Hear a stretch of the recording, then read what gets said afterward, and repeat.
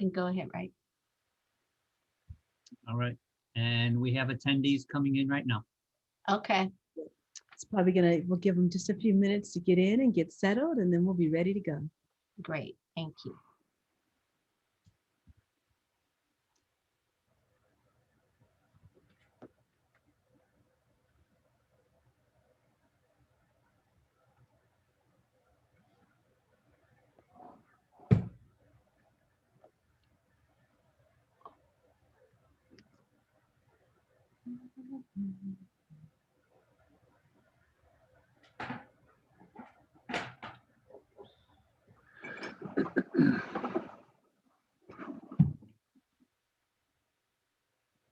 Okay.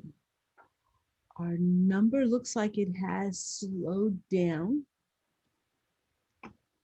How many are we at, Dr. Anderson? Oh, well, I guess it started moving again. 49. Yeah. Oh, it's still moving. I'm sorry, I was wrong. Mm-hmm. I thought it had stopped. I think, guys, until we go back to school live 100%, these fireside chats are just very effective and people love them. And, you know, the numbers can get pretty high in terms of participation. So that's great.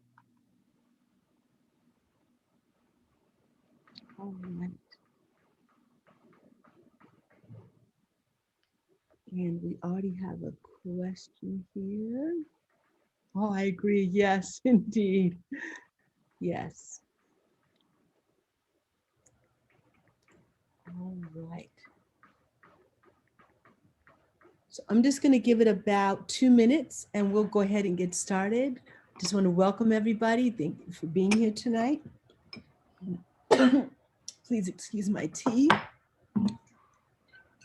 Fireside chat. I feel like I should really be sitting next to a fire, a big chair.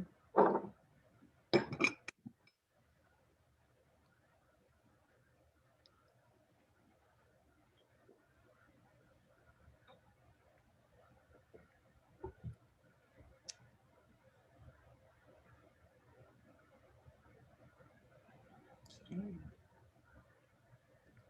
Looking good. I should have some music playing. Why didn't I play some music? I should have played some music.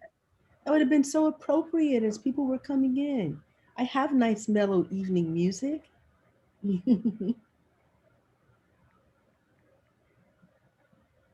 All right. Why don't we go ahead and get started? Okay. Good evening, everyone. My name is Winnie Davis-Key, and I am a member of HFPA.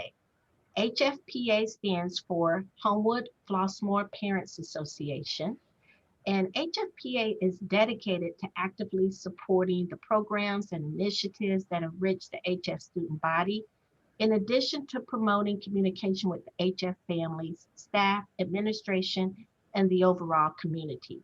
We'd like to welcome you back for another fireside chat. This evening, we're going to be up and close and having a personal conversation with our principal, Dr. Anderson, and our superintendent, Dr. Mansfield. And we're going to be discussing coming back to school. And so I'm going to pass the torch now over to Dr. Anderson. Hello, everyone. Thank you so much for being here this evening. So we're really going to focus on transition to hybrid learning in pictures. What does it look like to come back to school? And just for you to know, for our students, our teachers are here. You can see them in the building, just in their mask, socially distanced. And of course, we're having our meetings. They'll be virtual still. And that's one of the meetings where we were having our professional development. There is a level of excitement in the building. The teachers are happy to see each other, and they are anticipating the students coming back. You know, there's always that initial fear about what is it going to be like. But once people have gotten over that initial fear, we're going, it feels good. So the first part of this is going to be about the things that students should do before they leave home. And the second part will be about what it looks like once they come to school. So we have a few videos and a few opportunities here to learn about before coming to school. So we're going to start with, how do you know what group you're in? So I'm going to play this video for you here. In order to see what grouping you're in the hybrid learning, go to hfhighschool.org and select the Students tab. Once there, click on the Student Self-Health Certification form. On the sign-in page, use your Google email address.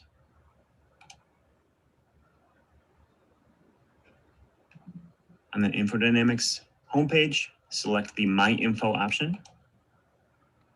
And here in the second box, you can see which group you're part of.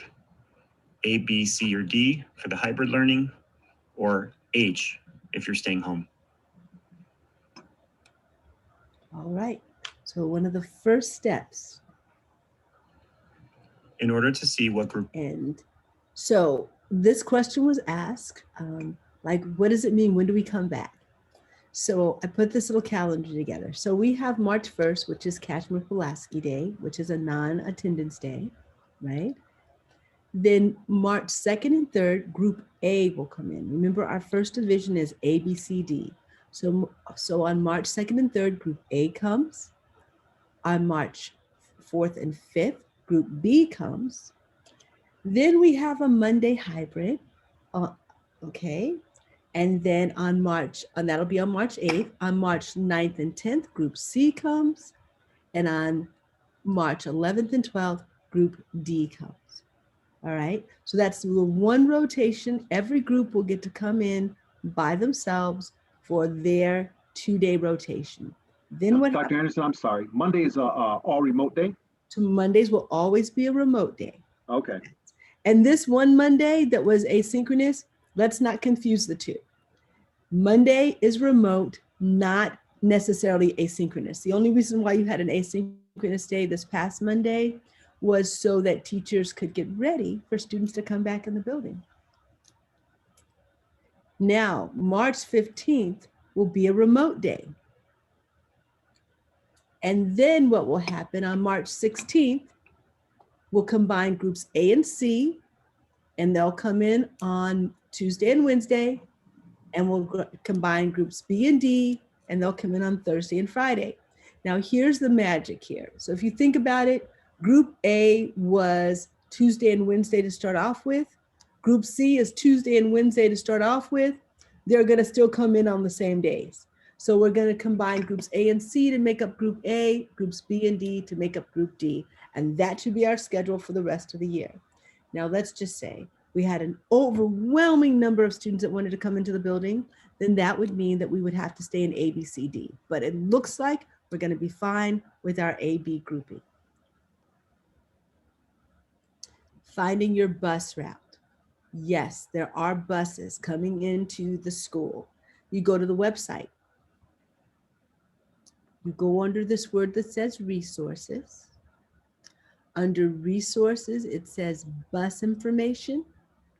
There will be information for you to read about getting on the bus. And over here on the right will be linked bus schedules for after school and for students who have a first period and for students who have a second period start. All that information about buses will be found right here.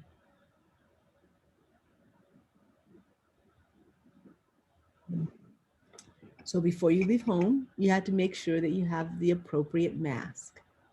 These particular pictures are from the Center of Disease Control's site. So the mask are to have 2 or more layers of washable, breathable fabric, completely cover the nose and mouth, fit snugly against the sides of the cheeks, have a nose wire to prevent air from escaping, and they should not be vinyl that students can't breathe through. They shouldn't have any vents or valves. And finally, students will wear a mask, not just a face shield. Dr. Anderson, could I ask a question for the face shield? If students wanted to wear a face shield in addition, can they wear a face shield in addition? We're saying that they can't wear solely a face shield, but what if they want to wear their mask and a face shield? They can wear their mask and a face shield. As long as they have their mask on, Mhm. they're good. Okay. Don't forget before you leave home to get your water bottle, fill it up. We do have filling stations at school where you can fill it's right here, our filling fountain. However, there won't be water available to drink out of the water fountains. We're not going to have students drinking out of the water fountain with their mouth. So, and the other thing that I have to be sure to add is please do not bring snacks unless it's medically necessary. Dr. Anderson, our fill stations are automatic. There's nothing to press or touch. You just put your bottle underneath there and the water dispenses. That is correct. Very good point. All right. I was going to talk through the self-certification, but I'm not going to talk through it. I think I'm going to let you watch another little short video. This video will go over how to fill out the student self-certification form. So the first thing we're going to do is we're going to go to hfhighschool.org. Once we're there, we'll go to the Students tab at the top. Once we get to that page, we'll click on this graphic right here for the certification form, and it will bring you to this site. Once you're here, you'll sign in with the student's school-given Gmail account. If you click it, it will pop up a little pop-up box that you'll fill out the Gmail information with. And then once you're in, you'll go ahead and go to this COVID self-certify link. And now if you want to save this for future, to make it faster in the future, you can always bookmark this page, either on your computer or phone browser. So from here, just read this first part with a whole bunch of different instructions. And then once you read that, go down to the questionnaire. And this first one is just saying that you'll fill it out every day. The next question is, what is the purpose? And in our case, it's going to be hybrid learning. After that, you'll select your mode of transportation, which I'm going to say is yellow school bus, bus route 19. And then we'll get to the symptom questions. And if the student has any of the symptoms, you'll click yes. If not, click no. In my case, it's no. And then you'll read this last section, which just tells you what to do if you answered yes or no to any of the questions. Click on submit, and a green check mark means that they are good to come into school. So this is what the student will show to the staff member as they come into the building. They can always take a screenshot of it on their phone to show it to them if they want as well. And if you accidentally fill out anything wrong, then you can just click on this back to survey. And in this case, I'll just show you what it looks like if your student is not cleared to come on campus. So we'll just say click yes for fever. It'll bring you to this red screen. So in this case, they would not be cleared to come onto campus. And that's it. So I want to show you my phone. Of course, as soon as I pick up my phone, some announcement comes across. So on my phone, I've actually created a shortcut. And you can do this whether you have an Android or whether you have an iPhone. It takes me to that same page that you saw on the computer, so a student can actually have that shortcut on their phone to make it easy and accessible. And making shortcuts are pretty quick. You can Google it. It didn't take very long to get one on here. And that way, that form is readily available every day. And that's what's made it really easy and convenient. They can be completed on the computer. What happens once that form is completed? Teachers will be able to tell whether the form has been completed or not. I did get an interesting question with one of my groups, and if there is some difficulty with having a phone to show when they come in, and your student doesn't have a phone, don't worry. Just let's talk it out, and we'll come up with a way for that to take place. So Dr. Anderson, that check will be needed for the buses, for those students that are bus riders. They would have to show that on the bus as well, unless they run into an issue and don't have their phone. Then they'll have to double check once they get to school, or will they still be able to get onto the bus?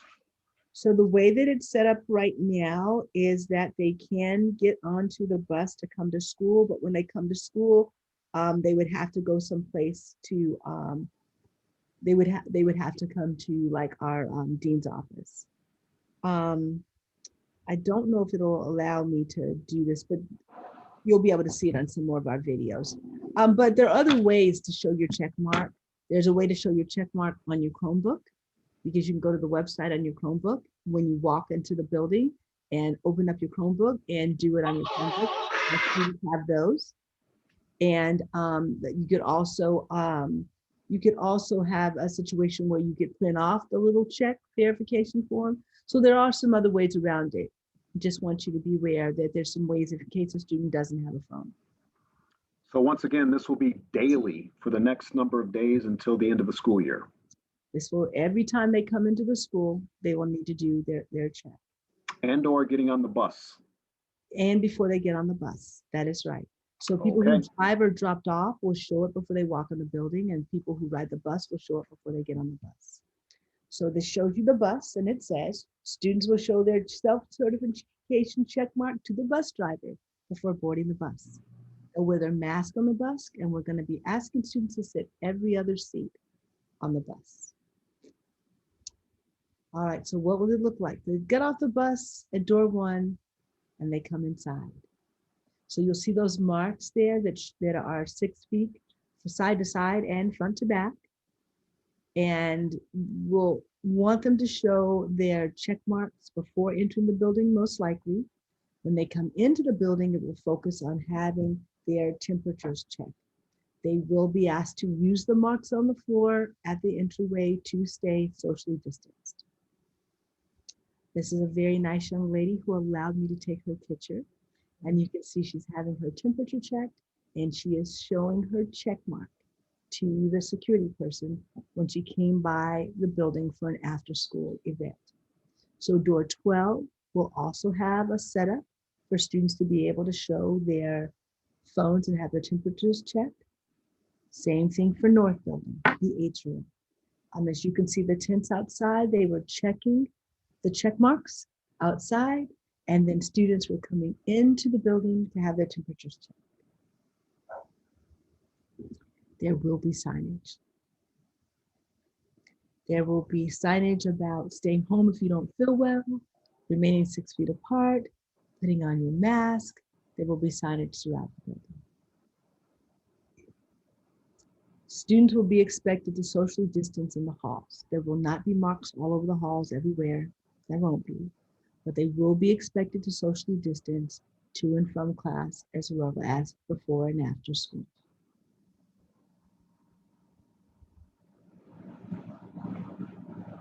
Dr. Mansfield, you want to talk about this slide? No, I wanted to go back to the hallway for a second. Okay. I think one of the other things that is unfortunate is that you probably won't be able to hang out and congregate with your friends.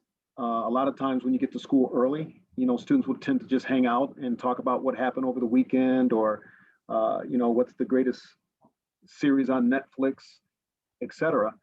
We will ask that you just proceed on to your classroom setting and just try to minimize the numbers in the hall as best we can because of the social distancing aspect.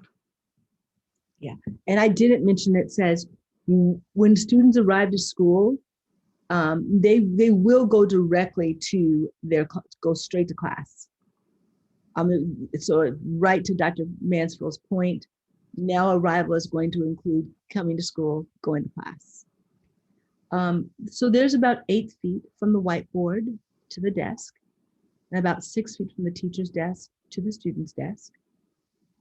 Their students will still be using their Chromebooks in the classroom. There won't be a lot of shared materials. If a student is in a lab class or something like auto or welding, there are gloves, and also materials will be sanitized. Now, for the individual chair, first we talked about, well, after a student gets up, they'll wipe their chair down. But the truth is, a student coming up is going to be sure that their chair and desk has been wiped down. So what we've established, students will receive wipes. There are gloves available for them to use too. They will use that wipe, okay, to disinfectant wipe to wipe both down, wipe their desktop off and their chair. There will be a bin to put the gloves and to put the wipes when they're done. So they can ensure that their space is clean to their satisfaction. You know, one of the questions came up, Dr. Anderson, about book bags and things that you would normally bring into the setting. So at this point, students can still bring their book bags and keep them underneath their desk or in close proximity? Yes, they can. Okay, and also checking into the school setting for any of our new students, there should be a number of staff members around to help out with getting to a particular class, or as long as they have their schedules with them, and they probably should bring their schedules just so they can see which areas to go to and get some help from adults that will be in the hallways. Yes, that's a great idea. Definitely. So yes, and just know they won't be using lockers or locker rooms. So on a day that your child might come to school with PE, they need to be dressed for PE because they won't be using locker rooms. Well, maybe not to get too off the subject, but we'll probably talk about PE. Being dressed for PE just means being in comfortable clothes. They're not going to have to suit out as they have in the past. Yes, don't put your gym suit on and come to school. Just please do not hear that from me. No, we don't want that. Thank you for that clarification. No, they might have sweats on and tennis shoes. They're not going to have on their gym uniform. All right, especially while it's cold like this, and probably not even afterwards. Bathrooms. Students will use the restrooms closest to their classroom.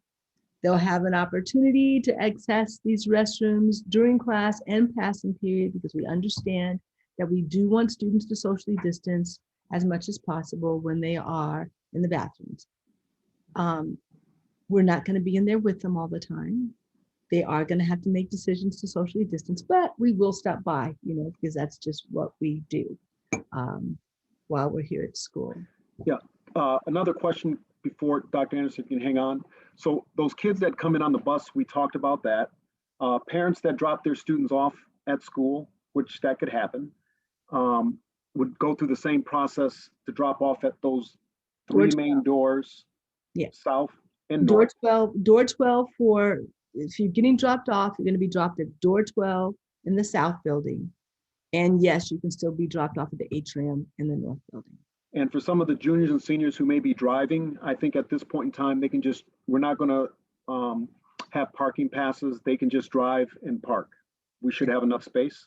Yep, absolutely. Okay. We should definitely have enough space for them. So we have a well care and sick care room. So this shows you the doors of the nurse's office, which will be the well care where you go for Band-Aids and you go to get your medicine, or if you have a sprain. And then there will be a sick care room. So in the south building, it is our new nurse's office and our old nurse's office. In the north building, it is the nurse's office and room 214. So that will be that room C that you see there, that will be the room that students go to if they are symptomatic. If they're here at school. And to help with that communication, of course, we are asking parents to keep their kids home if they're symptomatic or have been exposed. There is or have tested positive. There is a form on the website where parents can go to report that information. And it will come straight here to the school and that information is confidential and isn't shared. It's just held on to with the nurse. And if a student becomes symptomatic at school, they will be sent to the sick care room. Parents will be called to pick them up unless they're a driver and they're well enough to drive independently home, and parents give them permission.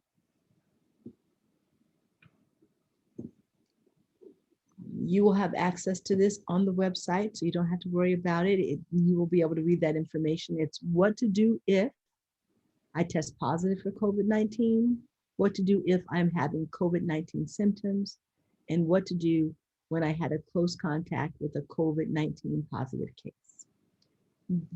That flow chart can be found on the website, and it'll tell you the symptoms and what you do under each circumstance.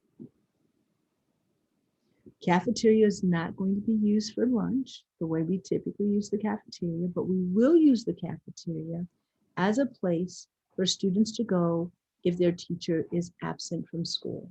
So students will need to bring their earbuds or headphones. So if they were to go to the cafeteria and have class, they could be spread out, not disrupt each other. We can have no more than 50 students at a time in a given space. So if the cafeteria has green dots on the table, so students will know where they could sit in the event that they need to come in. You know, Dr. Anderson brings up an interesting point for those students that have been here who are seniors and juniors. Normally when students get to school a little bit early, so their parents may be dropping them off because they're on their way to work, or they've got to, you know, do that drop off just to stay with a particular schedule, and kids are getting here early. Are they going to be able to, and I don't know the answer to this, so I'm asking as well, to kind of stay in the cafeteria, or the minute they get to school, they should be heading to class? The minute they get to school, they should be heading to class. We are asking that students not be dropped off more than 15 minutes early. If a student was not able to go to class because it was really indeed that early, the person who is the security person near the cafeteria will be able to give them direction.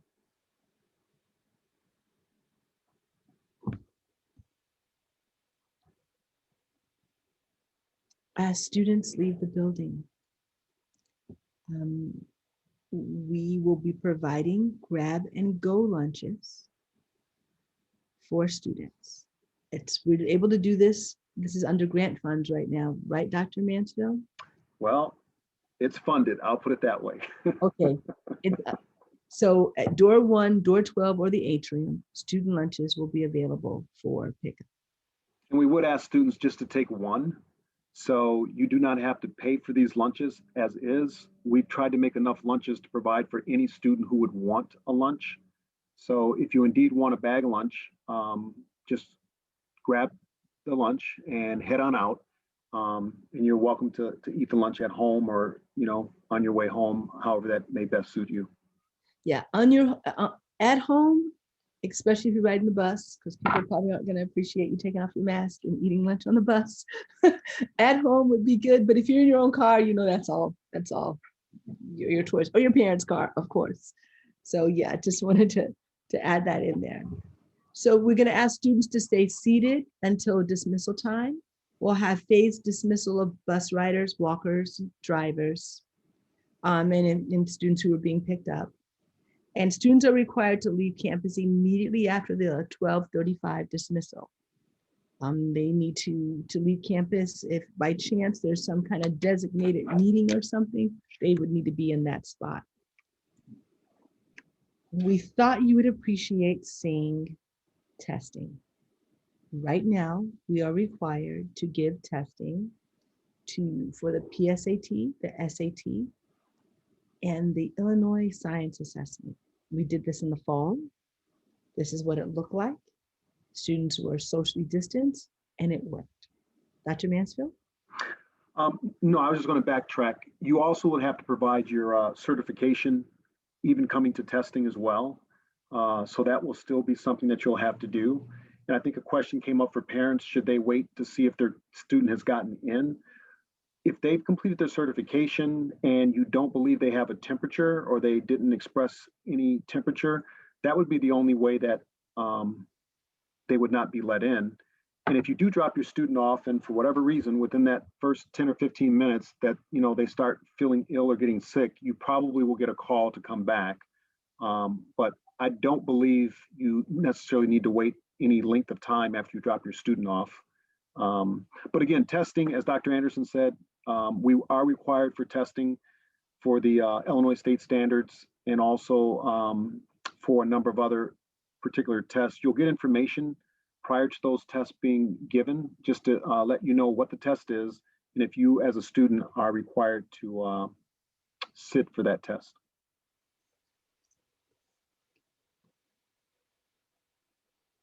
Sports even looks different.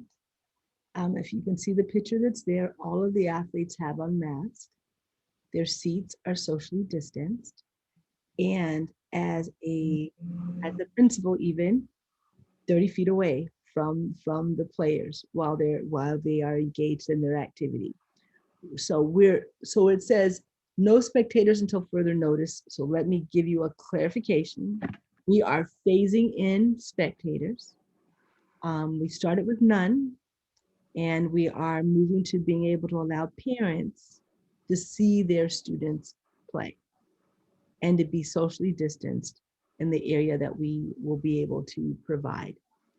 Streaming will continue.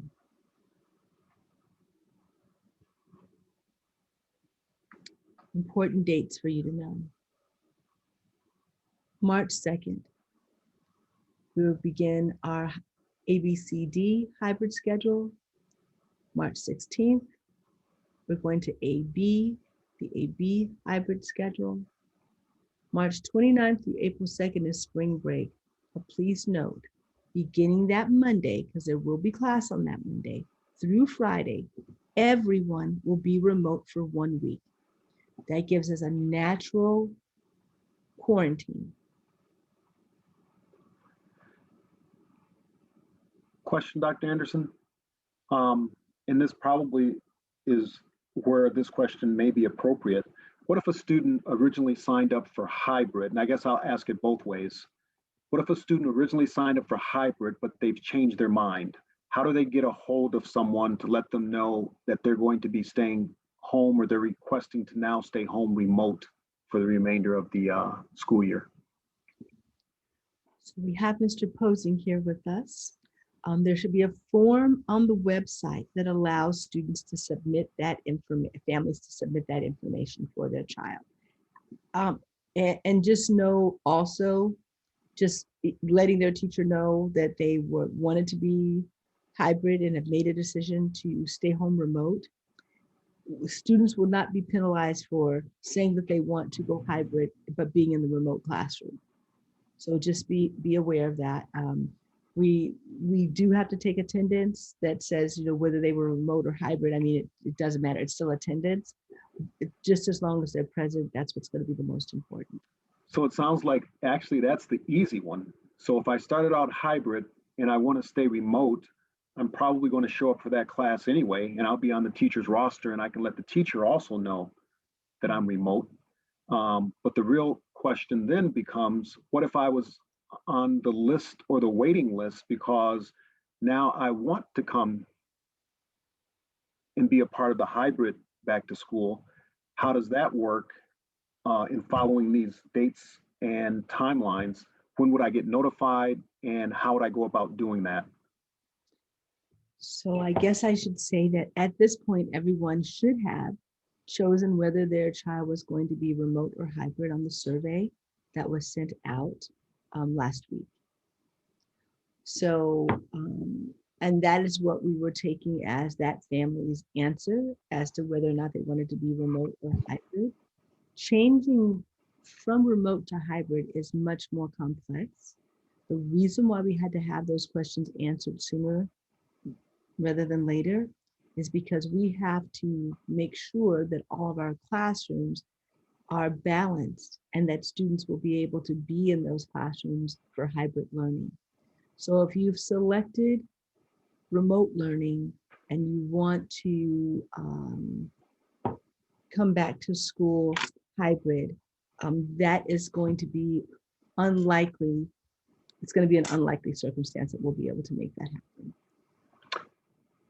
Okay, and one quick follow-up question about testing. There were a couple questions about AP testing and IB testing.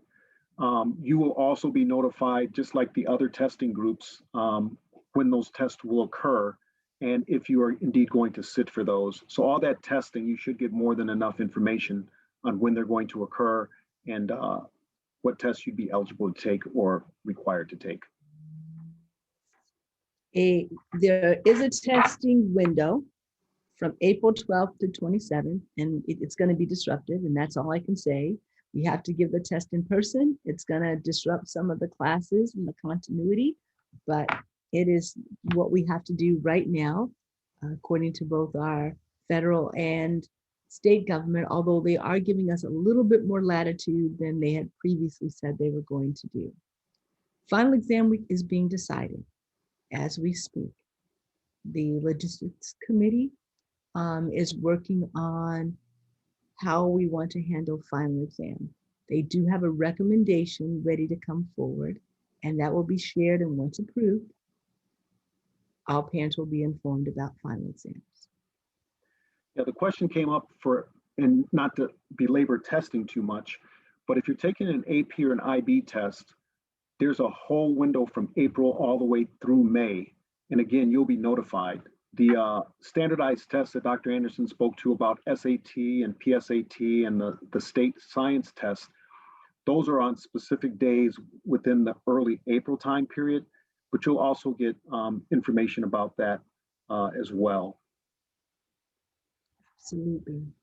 And Dr. Anderson, I guess even for those kids that are home remote, they're going to be required to come in on those particular days to take those standardized tests.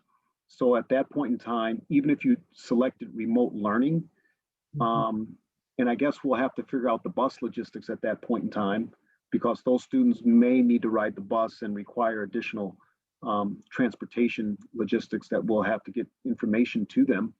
But just so you know, those students that are remote will be required to take some of those standardized tests, actually the appropriate one, and you'll be notified in person. And of course, we have May 30th for graduation. And just be aware that when it comes to graduation, we are planning at this time for a socially distanced in-person graduation. All the details have not been worked out yet, but it's definitely something that we are working on for that May 30th date. So I'm going to stop my share over here for a minute and just check. So I see, how can we find this schedule? You should have been emailed a schedule for when your student comes into school. My goal is to get out another letter to those parents who are sending their students back to school for in-person learning, or to school for in-person learning, to just get a letter with a link to this presentation or the recording, either way, and also just some explanation, written explanation of what we're doing. Yes, buses are picking and dropping off students. If students are bus drivers, okay, I just want to make sure that we addressed everything. New students, will they be assigned someone to help them around the school? That is a great question, and I'm going to write that question down. I know that we did tours. I'm not sure if you're aware that we did tours, so students could walk around and get acclimated to the building, but I will definitely write down your question. And if you're a student, I see a message here, Dr. Anderson, about where do you go if you don't have a particular class period? You should have a class every period. And if you do not, more than likely you should have been scheduled for study hall. So you should call your guidance counselor as soon as you can, just to get the answer to that. So if you can do that today or tomorrow, that would help tremendously with that. And also for those students that get dropped off by car, but then catch the bus in the afternoon, those buses will be located just outside the building and you won't miss them. And also you can ask questions about where they will be located. We have buses that leave right after school. And I believe, Dr. Anderson, we have another set of buses that leave for activities, maybe 4 o'clock or 5 o'clock. Yes, let me jump back to that schedule for a second. I'll share that real quick. So they'll actually be bringing kids back to school. Go back. Oh, right, here we go. Let me share for one sec. Oops, let me share here for a second. So wherever you see yellow on the schedule, those are buses. So students will catch the bus home. If they're a bus rider right after school, they'll get to go home, have their asynchronous time. But beginning at 3:05, okay, which means that students would be picked up to come back to school in order to participate in their extracurricular activities. And I've got one more bus question when you get finished, Dr. Anderson. Okay, that sounds great. And then they'll come back. Then they will be able to go home. We'll have a bus that will be like approximately 5 o'clock and a 6 o'clock bus. That's our plan as things stand. So one specific bus question. So I see the bus schedule, but I see on the first period schedule, it only says Tuesday, Thursday. What about Fridays? My son is in Group D, which meets on Thursday, Fridays. Does that make sense to you? It does. It sounds like they're looking at a schedule that doesn't have the information. So let's double check the schedules posted on the website. Because that student, if he's in Group D, would have Thursday, Friday. So, all right, I have that down as a to-do. So just know that both AP and IB are really thinking about doing some in-home ways for students to take the assessment. They're offering us some latitude, it sounds like. There are still, well, yeah, there's latitude.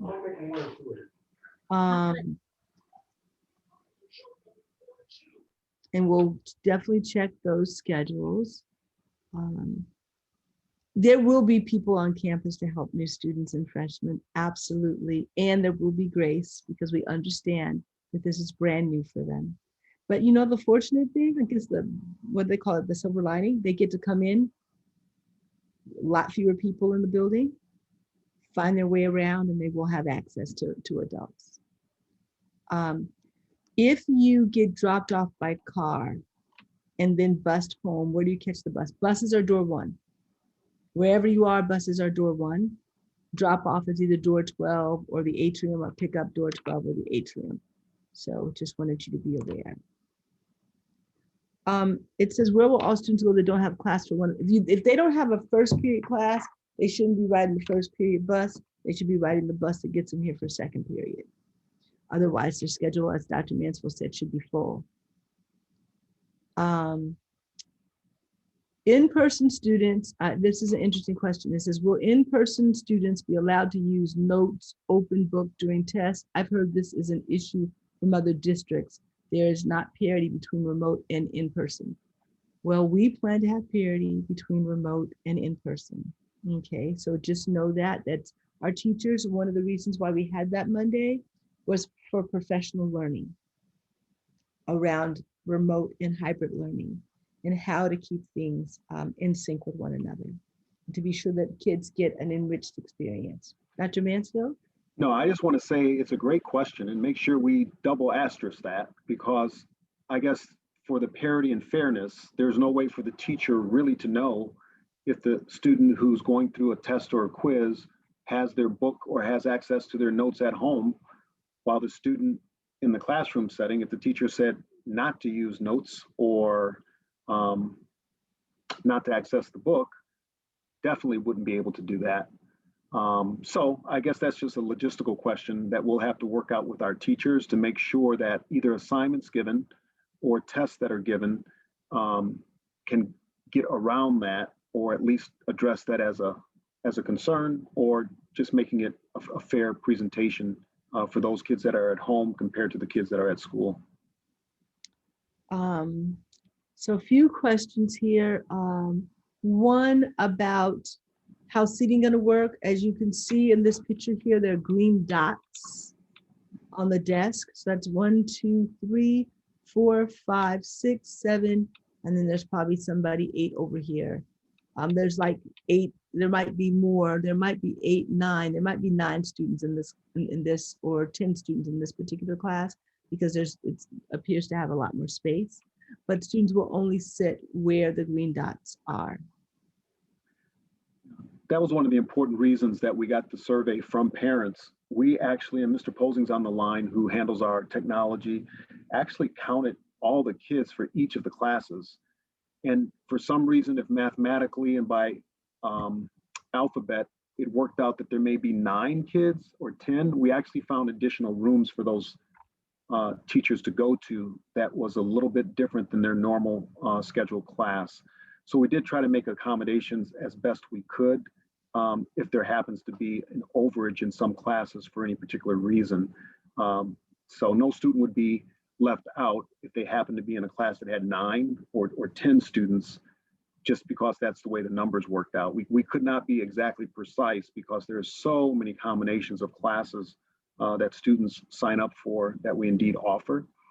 And speaking of teacher and classes, I think there was a question about teachers on maternity leave, or what happens when a teacher is absent, or if there's a sub. And Dr. Anderson, you can kind of backfill me on this one. For all the maternity leaves that we're aware of, they've been covered. We do have maternity leave teacher substitutes that are here. But for the day-to-day substitutions, or if a teacher, is ill for any particular reason, or maybe they have to stay home for their own family members, those students will go to a particular room, which we have as a sub room, to actually then be a part of that class remotely. So we do have plans prepared for each of those situations. Right. Given that, someone also asked about where they find the room numbers. The student finds their room numbers on their schedule. They should be able to look in PowerSchool and see both their class and their room number.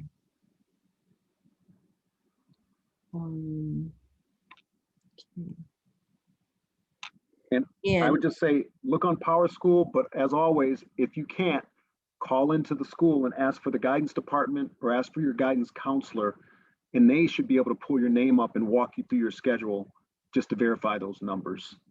But obviously, if you do it on the computer, it's probably going to be a lot faster than waiting in line for the call waiting. So if you chose for your child to come back to school hybrid, they are able to come back hybrid. Consider you definitely. In fact, this informational session was really about giving those parents an opportunity to find out more information. I am going to write a letter, probably today or tomorrow, that'll be emailed, just giving you some additional information, or summing up this information, giving you access to either the video we made tonight and or the slides, so that you can just listen to things again about the questions that you have. When your student starts, that's what the video was about, like what group they're in, and they go into infodynamics, that link that they can access from the student health form. They go in there, remember, and they can see which group they're in.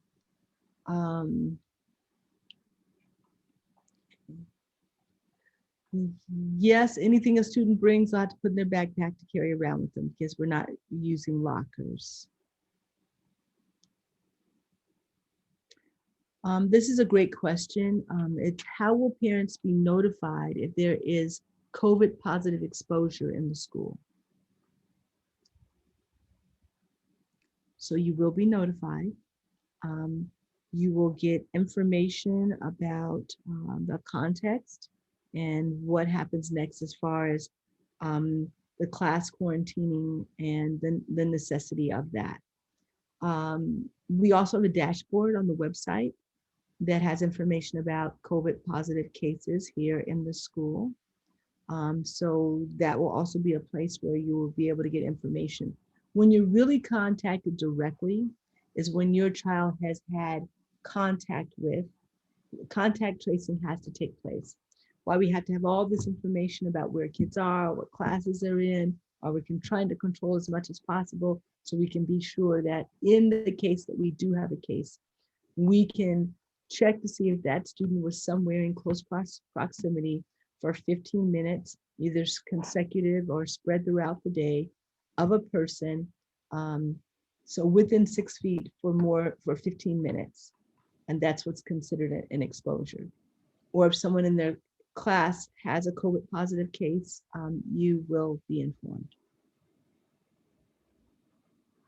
Well, there are a couple other bus questions, just very quickly. Yes, students still have to walk from north to south, and the buses departing at the end of the school day will be at the south buildings. And I think that also takes care of one of the questions about social distancing as they walk on the path. We will do the best we can. We have asked students to walk appropriately in distance, but as that goes, we are leaving a lot of that responsibility to the students. When you're talking about the number of students that we have, they will have to take a lot of responsibility in helping us maintain those guidelines. Will students that are remote be able to see the other students in class? Well, yes, that will depend on the system that the teacher uses when that teacher is delivering an instruction, okay? Some teachers might want everybody to be in Google Classroom all at the same time. Or it could be that they'll see the kids who are in Google Classroom will see each other, the kids who are in the room will see each other, and we take it from that. So that will probably vary. If you are curious about your results from the SAT, please contact Dave Cush. If there's a question about your SAT results, if you have a concern about money back from My School Bucks, because I know some people paid and didn't get their money back last year, and we were just knowing that it was going to roll over and we'd be using it this year. So you can contact the business office and they should be able to help you with that. So some of the same repeat questions, Dr. Anderson. Yeah, we're going to have people around the buildings to help students get to and from classes, especially if they're freshmen that have not been in the building or if they're students that have transferred. And yes, you will have to carry your book bags from class to class. The lockers won't be available. And again, all the buses dismiss from the south building at the end of the day if you're a bus rider. And then if you're an activity person, those buses will be at both north and south building for boarding. So again, just know that at the end of the day, if you're in the south building to catch a bus, you'll be in pretty good shape.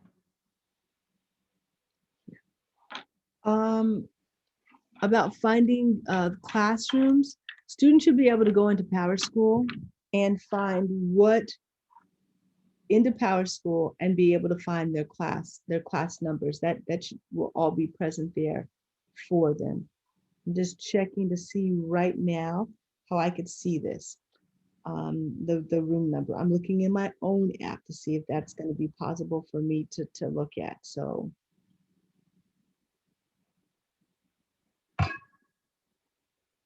All right, so if they open up a class on Power School, and I'm looking at the app right now, it will have the name of the teacher and it will have the room number.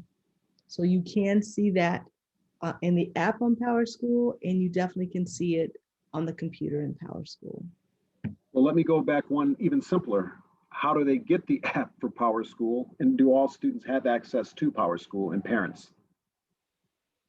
So yes, all students have access to Power School. If they don't, we have a help desk. Our instructional technology will be very happy to assist in meeting. Well, Gary, could you interject right now? Is there a number that they can call to get directly to your help desk? Yeah, if they want to call, it's 708-335-5750. That's the help desk number. Or you can email helpdesk@hf233.org. Okay, could you repeat that number again? Yep, 708-335-5750. 5750. Thank you, Mr. Posing.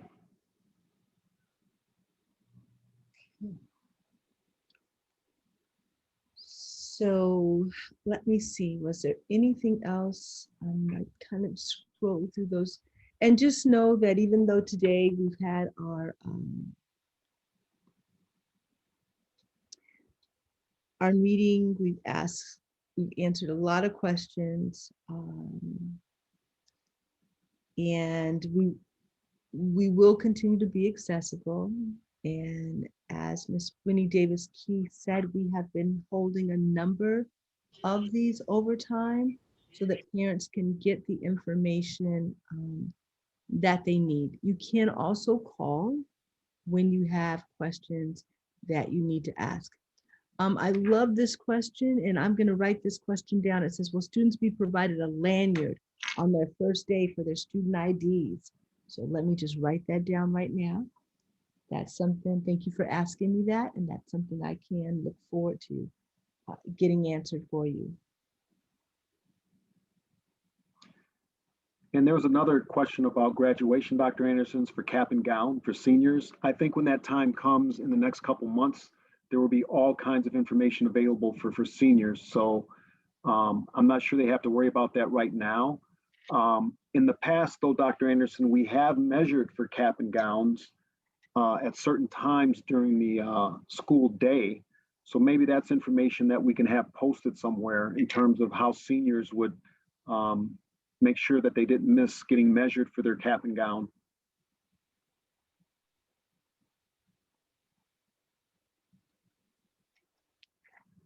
Sounds good. I will make these, in fact, I will make the PowerPoint here available. Gary, if I put this link in the answer section, will people be able to pick it up? Yes, as long as you make it public and not a private to that person. Okay, so let me, okay, so it looks like I'm not screen sharing right now. So let me escape here. And let me just look at my presentation and let me make it appropriately public. Change this. Anyone with a link will be able to view. I'm going to copy the link. I'm going to come over to the section where we have the Q&A. I'm going to go to the, so if I type an answer, it's not like I can drop it in. I have to give it to each individual person, it looks like, Gary. So I'm going to probably have to just insert the link in the letter that I send out. That would probably be the best, and everybody can get it. Yes. Yep, I think that's what I'm going to have to do. Just looking at how this is set up, it requires us to do every question separately. So, all right. So I really want to thank everybody for coming tonight and for all the great questions, even the things that we're continuing to learn about as we go along. So I've got two last questions, Dr. Anderson, as we close here. As far as getting around the building, are there maps within the school building that students can look at to find their way from class to class? And I believe the answer to that is yes. If they take a look at different areas of the building, there are maps to show you where A building is located and in B building. And in terms of still needing some help reading the schedule, if I'm in the A group or the B group right away, how can I get extra help reading and understanding the schedule? So you can definitely call your counselor if you need to get some additional help with understanding when you come and what you're supposed to do. They should be able to help walk you through that. And that's calling the school at 799-3000 and then pressing what, 0 for the operator? That's and then asking for the counselor? Absolutely. Okay, so those are the last couple questions that I see. All right. So thank you, everybody, for attending tonight. Much appreciated. And thank you for your great questions. As I was saying, this is something that we're continuing to shape because that's what it requires that we do, is to continue to shape it. I hope that you were able to have your question answered. And if you have additional questions, you can reach out and we will get back to you, Dr. Mansfield or myself, and as soon as we are able to do that. So thank you everyone for attending tonight. Much appreciated. Dr. Mansfield, some last I words? just wanted to say thank you to Ms. Davis Key for suggesting that we peek at the questions as we go along. So that turned out to be a very, very good idea because I think we tried to answer as many as we could in the appropriate areas as the presentation was going on. So thank you for that great suggestion. Oh, sure. Great. And to the HFPA for hosting us again. Thank you for that. And did you have any last minute things that you wanted to add? No, I just wanted to thank everybody for attending and for their great questions. And that if you are interested in learning more about HFPA, just go to the Homewood Flossmoor website and high school website and just type in HFPA and give us a call. We'd love to have you volunteer. Thanks so much for your time. All right. Thank you. So again, thank you everyone. Dr. Anderson, thank you for putting the presentation together and all the work that went into providing this opportunity for our students and parents to get a little bit more insight. And we're really happy and excited that, we're going to be able to have people back in the building over the next week or two. That's great. So Mr. Posey, we are ready to stop streaming. Thanks. Bye, you guys. Okay, Thank you. Have a good night. Thank you. Okay, bye-bye.